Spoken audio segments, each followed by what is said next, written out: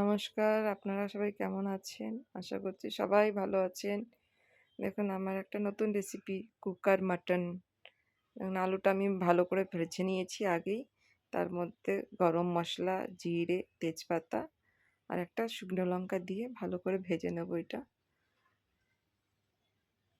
আর আপনারা তো জানেনই নিশ্চয়ই আমি একা থাকি ব্যাঙ্গালোরে। তার জন্য আমার সেরকম বেশি মাটনটা আমার পছন্দ না আর বেশি খাওয়াও হয় না। ১ বছর পরে আমি মটনটা নিয়ে এসেছিলাম।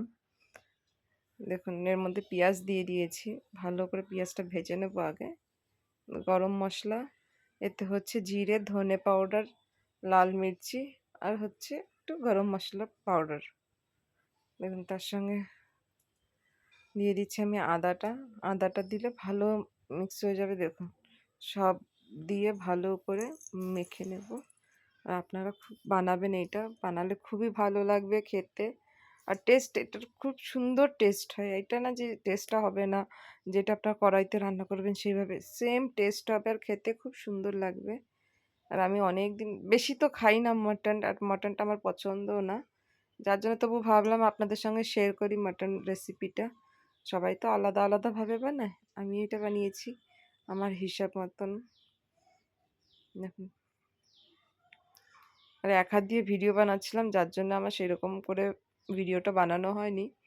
যেহেতু আমার কিচেনটা না খুব ছোট, এখানে জায়গা নেই স্ট্যান্ড রাখার জন্য। দেখুন এর মধ্যে আমি একটু দিয়ে দিয়েছি কস্তুরি মেথি, শুকনো মেথি যেটা বলে, সেটা আমি দিয়ে দিয়েছি। এই দেখুন মাটনের কালারটা কত সুন্দর হয়েছে, আমি দেখতেই পাচ্ছেন আপনারা। ভালো করে 10-15 মিনিট এটাকে কষাবেন। কষানো হয়ে গেলে ভালো মতো এটা দেখুন কালারগুলো দেখুন কি সুন্দর লাগছে দেখতে। কালারটার মধ্যে আমি দিয়ে দিলাম জল, হালকা পরিমাণে জল দিয়ে দিচ্ছি। এর মধ্যে ধনেপাতাও দিয়ে দিলাম সঙ্গে করে, কেন কি এটা ধনেপাতা দিয়ে দিচ্ছি। গরম মশলা, যেটা হোমমেড গরম মশলা পাউডার বানানো আছে, সেই পাউডারটা আমি দিয়ে দিলাম। একটু বেশি ধনেপাতাও দিয়ে দিচ্ছি। দেখুন কালারটা,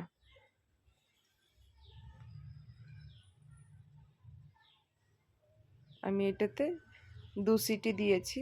দেখুন আর ভালো লাগলে প্লিজ লাইক করবেন, সাবস্ক্রাইব করবেন চ্যানেলটাকে, আপনাদের কাছে অনুরোধ।